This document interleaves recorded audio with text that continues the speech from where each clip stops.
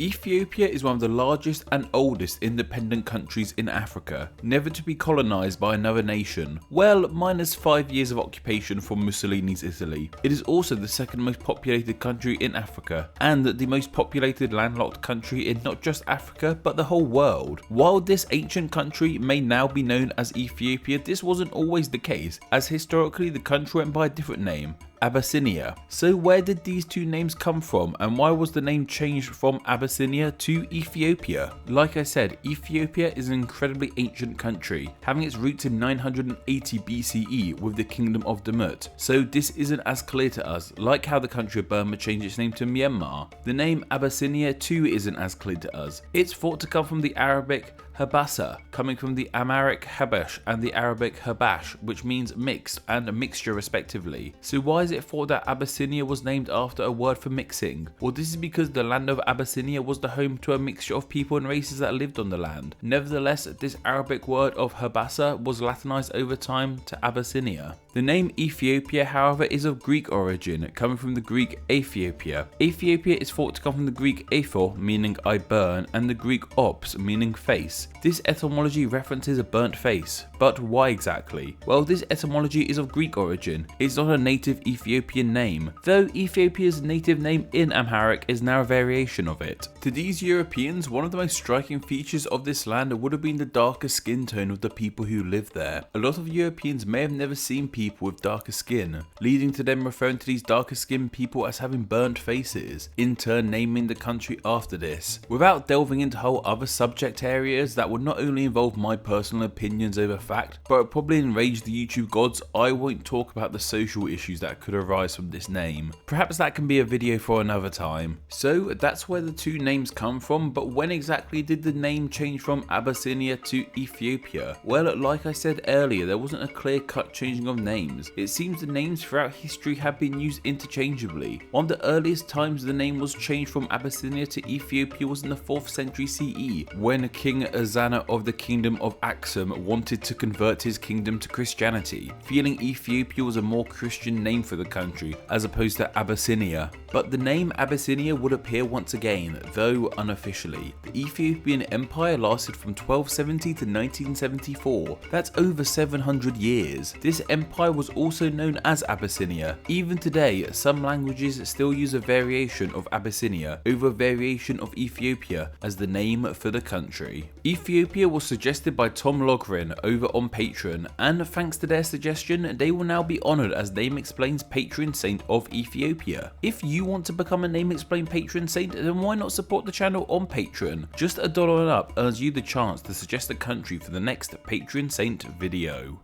And of course, thank you to all my patrons. These extra Tuesday videos wouldn't exist without the support of you guys. So if you enjoy these videos and want to be a greater part of our Name Explain community, then why not support the channel? Just $2 a month gets your name here with all these awesome people. Thank you.